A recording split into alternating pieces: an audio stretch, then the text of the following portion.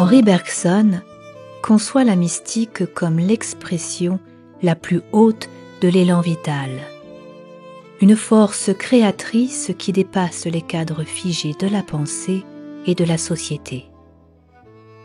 Pour lui, le mystique n'est pas un contemplatif replié sur lui-même, mais un être animé par un amour débordant et universel, qui transforme le monde par sa seule présence et son action. Dans les deux sources de la morale et de la religion, Bergson oppose la religion statique, conservatrice et sociale, à la religion dynamique, portée par ces grandes figures mystiques qui, en contact avec la source même de la vie, transcendent les conventions et ouvrent de nouveaux chemins à l'humanité. La mystique, selon lui, est un dépassement de soi, une plongée dans l'intuition pure, un feu qui consume et éclaire tout à la fois. Mais cette puissance mystique ne se déploie pas dans un monde vierge. Elle émerge au sein de structures déjà en place, des formes morales et religieuses qui cherchent à réguler la vie humaine. Or, selon Bergson, ces formes sont doublement conditionnées. D'un côté, elles assurent la cohésion sociale, mais de l'autre, elles peuvent étouffer l'élan créateur qui pousse l'homme vers l'universel. C'est dans ce contexte que Bergson distingue deux sources de la morale et de la religion qui se confrontent et s'entrelacent au cours de l'histoire. Dans les deux sources de la morale et de la religion, il distingue deux types de morale et de religion, la morale close et la morale ouverte, la religion statique et la religion dynamique. À travers ces distinctions, Bergson cherche à comprendre comment la société et l'individu interagissent et comment la mystique s'insère dans cette dynamique. Son approche repose sur une vision évolutionniste et vitaliste où la vie est animée par un élan créateur. Morale close et morale ouverte. La morale close est celle qui émerge spontanément dans toute société pour garantir sa stabilité.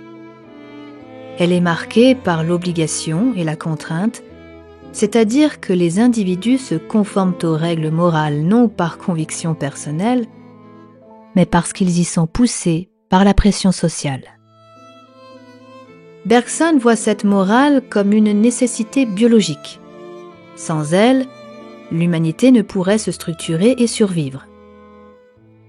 Il la rapproche des comportements instinctifs observés chez les animaux sociaux, où les individus adoptent des comportements régulés par la cohésion du groupe. Cette morale fonctionne donc sur un mode conservateur et se manifeste dans le respect des traditions, des lois et des normes imposées par la société. Cependant, cette morale présente une limite fondamentale. Elle ne permet pas de véritables innovations morales. Son rôle est de maintenir un ordre établi et non de le remettre en question. C'est pourquoi Bergson oppose à cette morale close une morale ouverte, portée par un élan créateur. À la différence de la morale close, qui repose sur des obligations imposées de l'extérieur, la morale ouverte naît d'une aspiration intérieure à dépasser les limites du groupe et à embrasser l'humanité tout entière.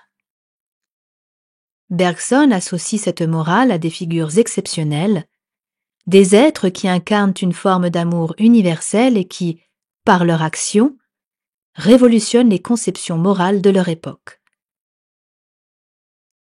Cette morale n'est plus fondée sur la contrainte, mais sur une force intérieure qui pousse à l'action désintéressée. Les grands réformateurs, les saints, les mystiques, comme Socrate, Jésus, Bouddha ou Gandhi, sont des exemples de personnalités qui ont transcendé la morale close pour proposer une morale ouverte fondée sur l'amour et la justice universelle.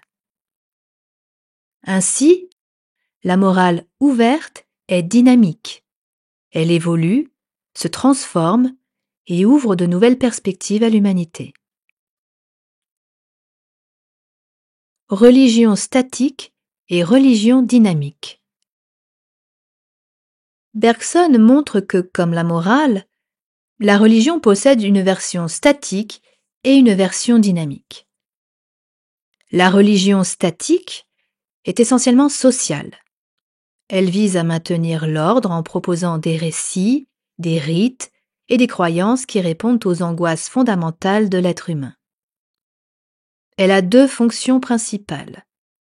Une fonction psychologique qui sert à rassurer l'homme face à la mort, à l'inconnu et à l'adversité, et une fonction sociale qui renforce la cohésion du groupe en imposant des croyances communes et en rendant l'individu solidaire de la collectivité.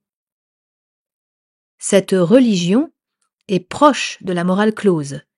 Elle repose sur la contrainte, sur des dogmes et sur des pratiques codifiées. Elle est essentielle à la stabilité des sociétés, mais elle tend aussi à rigidifier la pensée et à freiner l'évolution spirituelle. La religion dynamique, en revanche, échappe à cette fonction conservatrice. Elle est portée par des individus qui font l'expérience d'un contact direct avec le divin, sans passer par les médiations institutionnelles.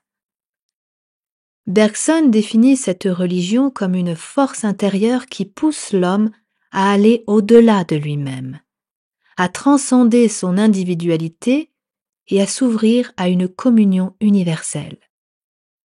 C'est une religion de l'élan, de l'inspiration, qui ne se contente pas de réciter des prières ou de suivre des rituels, mais qui engage dans une véritable transformation intérieure. Cette transformation trouve son expression la plus haute dans l'expérience mystique. Pour Bergson, le mystique est l'incarnation la plus aboutie de la morale et de la religion ouverte. Il ne se contente pas de suivre des règles ou d'adhérer à des dogmes, il vit une expérience profonde d'union avec le principe créateur du monde. Cette expérience est une intuition métaphysique qui le met en contact direct avec l'élan vital, cette force qui anime la vie et pousse à la création. Contrairement aux croyants ordinaires, qui adhèrent à une religion statique, le mystique ne connaît pas Dieu par des textes ou des dogmes, mais par une expérience intime et immédiate. Le mystique n'est pas un être passif ou retiré du monde. Au contraire, il agit. Cette action prend souvent la forme d'un amour inconditionnel, d'une charité active, d'un engagement profond pour transformer l'humanité. Bergson cite des figures comme Jésus, Bouddha ou saint François d'Assise pour illustrer ces dynamiques mystiques. Ces figures ne se contentent pas de prêcher un message. Elles incarnent une nouvelle manière d'être, un amour qui ne connaît pas de frontières. Toutefois, Bergson souligne un paradoxe. Si la mystique est une source de renouveau, elle est souvent récupérée par les institutions religieuses qui cherchent à en figer l'élan. Les grandes expériences mystiques donnent naissance à des traditions, puis à des dogmes, qui finissent par rigidifier la dynamique initiale. Ainsi, la religion dynamique tend à se transformer en religion statique, et l'impulsion mystique doit sans cesse être ravivée pour éviter cette sclérose. Dans les deux sources de la morale et de la religion, Bergson propose une vision évolutive de la morale et de la religion. Il montre comment ces dimensions, initialement closes et conservatrices, peuvent s'ouvrir grâce à l'action de figures exceptionnelles les mystiques. Ces derniers jouent un rôle fondamental dans l'histoire humaine. Ils ouvrent des voies nouvelles, repoussent les limites de la morale et de la religion établies et permettent à l'humanité de progresser vers un idéal d'amour et de fraternité universelle. Ainsi, loin d'être une simple réflexion sur la morale et la religion, l'ouvrage de Bergson est une véritable invitation à dépasser les cadres établis pour s'engager dans une dynamique créatrice où l'intuition et l'élan vital sont les moteurs du progrès spirituel et moral.